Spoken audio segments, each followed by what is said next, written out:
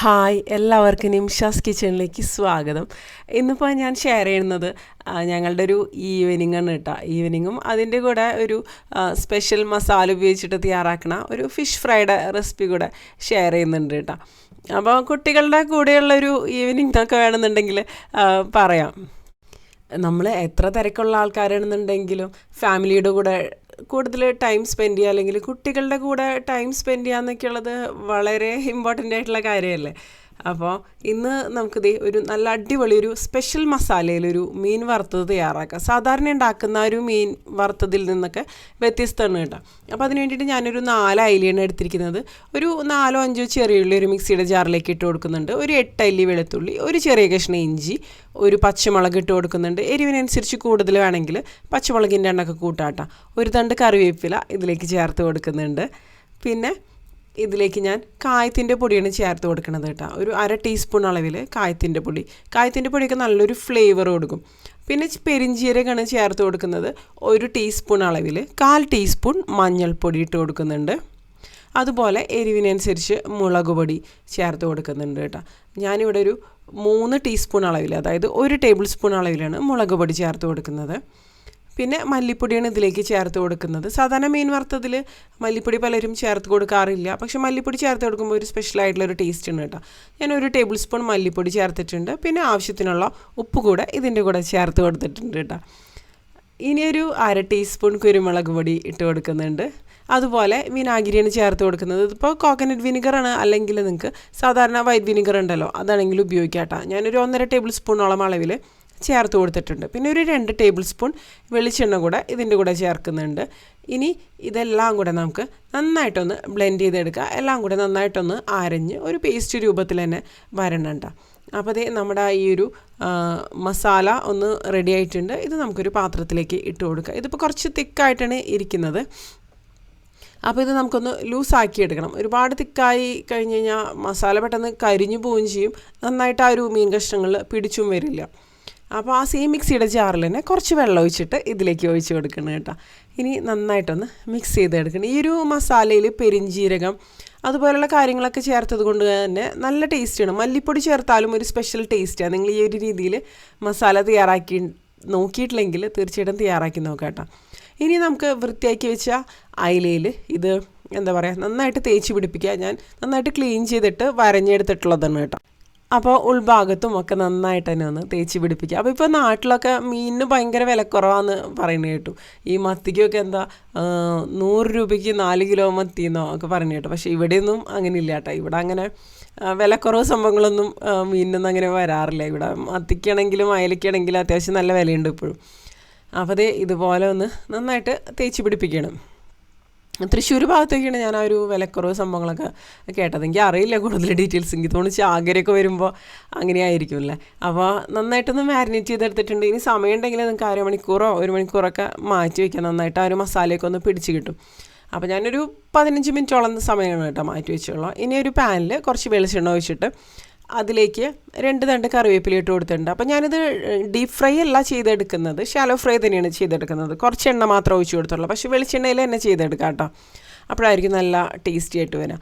ഇനി നമ്മൾ മാരിനേറ്റ് ചെയ്ത് വെച്ച് ആ ഒരു മീനൊക്കെ ഇതിലേക്കൊന്ന് വെച്ച് കൊടുക്കാം കേട്ടോ. എന്നിട്ട് ഇട്ട് കൊടുക്കുന്ന സമയത്ത് ഞാനിത് ഹൈ ഫ്ലെയിമിൽ തന്നെയാണ് വെച്ച് കൊടുത്തിരിക്കുന്നത്. ഇട്ട് കൊടുത്തതിന് ശേഷം അതൊരു ലോ ഫ്ലെയിമിൽ വെച്ചിട്ട് കുറച്ച് സമയം എടുത്തിട്ടൊന്ന് മൊരിഞ്ഞ് വരുന്ന രീതിയിൽ റെഡിയാക്കി എടുക്കുക. അപ്പോഴായിരിക്കും മീൻ വറുത്തതിനൊക്കെ നല്ല ടേസ്റ്റ് ഉണ്ടാവും. പിന്നെ ബാക്കിയുള്ള ഒരു മസാലയൊക്കെ അതിൻ്റെ മുകളിലേക്ക് ഞാനൊന്ന് തേച്ച് പിടിപ്പിക്കുകയാണ് കേട്ടോ. അപ്പോൾ അത്യാവശ്യം നല്ല രീതിയിൽ ആ ഒരു വിനാഗിരിയൊക്കെ ഒഴിച്ച് കൊടുക്കുമ്പോൾ ഒരു സ്പെഷ്യൽ ടേസ്റ്റ് തന്നെയാണ്. വിനാഗിരിക്ക് പകരം നിങ്ങൾക്ക് നാരങ്ങ നീരാണെങ്കിലും ഉപയോഗിക്കാം, പക്ഷേ വിനാഗിരി ആകുമ്പോൾ ഒന്നും കൂടി ടേസ്റ്റ് കൂടുതലായിരിക്കും. നിങ്ങൾക്ക് വിനാഗിരിയുടെ ടേസ്റ്റ് ഇഷ്ടമാണെന്നുണ്ടെങ്കിൽ കേട്ടോ. ഇനി ഇത് ഇപ്പോൾ റെഡി ആയിട്ട് വരുന്ന സമയത്ത് നമുക്കൊന്ന് തിരിച്ചിട്ട് കൊടുക്കുക. അങ്ങനെ തിരിച്ച് മറിച്ചിട്ടിട്ട് നന്നായിട്ടൊന്ന് മൊരിച്ചെടുക്കുക കേട്ടോ. അപ്പോൾ ഇതിൽ എണ്ണയൊക്കെ പെർഫെക്റ്റ് ആയിരിക്കും. മീൻ വറുത്ത് കഴിഞ്ഞാൽ എക്സസ് ആയിട്ട് എണ്ണ ഉണ്ടാവില്ല കേട്ടോ. അപ്പോൾ ആ ഒരു ഫ്ലേവേഴ്സും എല്ലാം ഇതിൽ തന്നെ കറക്റ്റായിട്ട് നിൽക്കും. അപ്പോൾ എല്ലാം ഒന്ന് ഇതുപോലെ ഒന്ന് തിരിച്ചിട്ട് കൊടുക്കണം കേട്ടോ. ഇനി ഈ ഒരു ഭാഗവും നന്നായിട്ട് തന്നെ ഒന്ന് മൊരിഞ്ഞ് വരട്ടെ കേട്ടോ. അപ്പോൾ അതേ ഒരു ഭാഗം അത്യാവശ്യം നന്നായിട്ട് തന്നെ റെഡിയായിട്ട് വന്നിട്ടുണ്ട്. ഇതിൻ്റെ മസാല തന്നെ ഒരു സ്പെഷ്യലായിട്ടുള്ളൊരു ടേസ്റ്റ് തന്നെയാണ് കേട്ടോ. ഇനി ഞാനിതിലേക്ക് ചേർത്ത് കൊടുക്കുന്നത് വെളുത്തുള്ളിയാണ്. ഞാനിവിടെ ഒരു കുടം വെളുത്തുള്ളിയാണ് ഇട്ട് എടുത്തിരിക്കുന്നത്. അതായത് ഒരു ഉണ്ട വെളുത്തുള്ളി എന്നൊക്കെ പറയില്ലേ, അത് മുഴുവനോട് കൂടെ, അതായത് തൊലി കളഞ്ഞിട്ടില്ല, തൊലി കളയാതെ തന്നെ എടുക്കുക. നന്നായിട്ടൊന്ന് കഴുകിയതിന് ശേഷം ഇതുപോലെ ഗ്യാപ്പുള്ള സ്ഥലങ്ങളിൽ ഓരോന്ന് അടർത്തിയിട്ട് ഇട്ട് കൊടുക്കുക കേട്ടോ. അപ്പോൾ മീൻ ഒരു ഭാഗം മൊരിഞ്ഞ് വന്നതിന് ശേഷം മാത്രം ഇത് ഇട്ട് കൊടുത്താൽ മതി. അല്ലെങ്കിൽ വെളുത്തുള്ളി ഒരുപാട് മൊരിഞ്ഞു പോയാലും ടേസ്റ്റി ആയിട്ട് വരില്ല. വെളുത്തുള്ളി ഒരു സോഫ്റ്റ് ആയിട്ടുള്ള ഒരു ടെക്സ്ചറിൽ തന്നെ വരണം കേട്ടോ. അപ്പോഴായിരിക്കും ഇത് നല്ല ടേസ്റ്റി ആയിട്ട് വരിക. ആ ഒരു മീനൊക്കെ മൊരിഞ്ഞ് വരുമ്പോഴേക്കും വെളുത്തുള്ളിയും റെഡി ആയിട്ട് വരും. ഇപ്പോൾ കണ്ടോ, മീൻ റെഡി ആയിട്ട് വന്നിട്ടുണ്ട്. അപ്പോൾ നമുക്കിത് ഒരു പ്ലേറ്റിലേക്ക് മാറ്റാം കേട്ടോ. അപ്പോൾ മീൻ വറുത്തതൊക്കെ ആകുമ്പോൾ ചൂടോടുകൂടെ തന്നെ നല്ല ടേസ്റ്റി ആയിട്ട് തന്നെ വരുമല്ലോ. ചോറിൻ്റെ കൂടെ നല്ല സ്പെഷ്യൽ മസാലയിലുണ്ടാക്കി ഒരു മീൻ വറുത്തതുണ്ടെങ്കിൽ പിന്നെ വേറെ ഒന്നും വേണ്ടാന്ന് തന്നെ പറയാം. അത്ര നല്ല ടേസ്റ്റിയാണ്. മീൻ എടുക്കുമ്പോൾ പ്രത്യേകിച്ച് നിങ്ങൾ ഒരുപാട് ദിവസം ഫ്രീസറിലൊക്കെ വെച്ച് ഉപയോഗിക്കുന്നതിനേക്കാളും വാങ്ങിച്ചു കൊണ്ടുവന്നാൽ അപ്പോൾ തന്നെ ഉപയോഗിക്കുകയാണെങ്കിൽ ഒന്നും കൂടി നല്ല ടേസ്റ്റി ആയിട്ട് തന്നെ മാറും കേട്ടോ. അപ്പോൾ റെഡി ആയിട്ടില്ലെങ്കിൽ ഒന്നും കൂടി ഒന്ന് തിരിച്ച് മറിച്ചൊക്കെ ഇട്ട് കൊടുക്കുക കേട്ടോ, വെളുത്തുള്ളിയും സംഭവങ്ങൾ. അപ്പോൾ കണ്ടില്ലേ, ഇതിൽ എക്സ്ട്രാ എണ്ണ കാര്യങ്ങളൊന്നുമില്ല. മൊത്തത്തിലുള്ള എണ്ണയും ഈ മീൻ വറുക്കാൻ വേണ്ടിയിട്ട് തന്നെ ഉപയോഗിച്ചിട്ടുണ്ട് കേട്ടോ. അപ്പോൾ ഇതേ വെളുത്തുള്ളിയും റെഡി ആയിട്ട് തന്നെ വന്നിട്ടുണ്ട്. അപ്പോൾ മീൻ നിങ്ങളിങ്ങനെ വറുക്കാറുണ്ടോ? ഉണ്ടെന്നുണ്ടെങ്കിൽ ഒന്ന് കമൻറ്റ് ചെയ്യാം കേട്ടോ. ഈ ഒരു സ്പെഷ്യൽ മസാലയിൽ തയ്യാറാക്കുമ്പോൾ ഒരു സ്പെഷ്യലായിട്ടുള്ളൊരു ടേസ്റ്റ് തന്നെയാണ്. അപ്പോൾ പ്രത്യേകിച്ച് വ്യത്യസ്തങ്ങളായിട്ടുള്ള രുചികളൊക്കെ ഇഷ്ടപ്പെടുന്നവർ തീർച്ചയായിട്ടും ഇഷ്ടപ്പെടും. എന്നും ഒരേ ടേസ്റ്റിൽ തന്നെ കഴിക്കുമ്പോൾ നമുക്ക് മടുപ്പ് ഫീൽ ചെയ്യില്ലേ? അപ്പോൾ ഇങ്ങനെ ട്രൈ ചെയ്യാത്തവരുണ്ടെന്നുണ്ടെങ്കിൽ തീർച്ചയായിട്ടും ഒന്ന് ട്രൈ ചെയ്യാം കേട്ടോ. അപ്പോൾ നമ്മുടെ മീൻ ഫ്രൈ ഒക്കെ റെഡി ആയിട്ടുണ്ട്. അപ്പോൾ ഇവിടെ കുട്ടികൾ കുറേ ദിവസമായി പറയണു സ്വിമ്മിംഗ് പൂളിൽ പോകണമെന്ന് താഴെ. അപ്പോൾ ചുമയും അങ്ങനത്തെ അസുഖങ്ങളൊക്കെ ആയ കാരണം ആ ഒരു സമയത്തൊന്നും നമുക്ക് സ്വിമ്മിംഗ് പൂളിൽ കൊണ്ടുപോകാൻ പറ്റില്ലല്ലോ. അപ്പോൾ ഇന്നിപ്പോൾ എന്തായാലും വീക്കെൻഡാണ്. അപ്പോൾ അവരെ പുറത്തേക്ക് താഴെ സ്വിം ചെയ്യാൻ വേണ്ടിയിട്ട് കൊണ്ടുപോകാമെന്ന് വിചാരിക്കണം. അപ്പോൾ ഇവർ സ്കൂളിലാണെന്നുണ്ടെങ്കിൽ സ്വിമ്മിങ് കരിക്കുലത്തിൻ്റെ ഭാഗമായിട്ട് ഉണ്ട് ഇവർക്ക്. അപ്പോൾ ഒരാളിപ്പോൾ സ്വിമ്മിങ് കണ്ടിന്യൂ ചെയ്യുന്നില്ല, ചൂച്ചു വേണമെന്നുണ്ടെങ്കിൽ സ്വിമ്മിങ് കണ്ടിന്യൂ ചെയ്യുന്നുണ്ട് കേട്ടോ. അപ്പോൾ ഇവർക്ക് പ്രാക്ടീസ് ചെയ്യണം എന്നൊക്കെ പറഞ്ഞിട്ട് സ്കൂളിൽ നിന്നൊക്കെ പറയുമ്പോൾ വീക്ക്ലി വൺസ് അങ്ങനെ മാത്രമേ ഉള്ളൂ. അപ്പോൾ താഴെ ഇങ്ങനെ ഈവനിങ് ഒക്കെ ആകുമ്പോൾ നമുക്കും ഒരു റിലീഫ് കാര്യങ്ങളൊക്കെയാണല്ലോ ഇങ്ങനെ കുട്ടികളുടെയൊക്കെ കൂടെ സമയം ചിലവഴിക്കുമ്പോൾ. അപ്പോൾ ഫ്ലോട്ട് ചെയ്യാൻ പറ്റും എന്നൊക്കെ പറഞ്ഞിട്ട് കാണിക്കുകയായിരുന്നു കേട്ടോ ഞങ്ങളെ. അപ്പോൾ കുട്ടികളെന്നല്ല വലിയവരെന്നുണ്ടെങ്കിലും പഠിച്ചിരിക്കേണ്ട ഒരു കാര്യമല്ലേ സ്വിമ്മിങ് എന്നൊക്കെ പറയുന്നത്. നമ്മളെവിടെയെങ്കിലുമൊക്കെ വെള്ളത്തിലൊക്കെ വീഴുക എന്തെങ്കിലുമൊക്കെ ചെയ്തു കഴിഞ്ഞാൽ സ്വയരക്ഷയ്ക്ക് വേണ്ടിയിട്ടെങ്കിലും പഠിച്ചിരിക്കേണ്ട ഒരു സ്കില്ലെന്നൊക്കെ പറയുന്ന ഒരു കാര്യമല്ലേ സ്വിമ്മിങ്.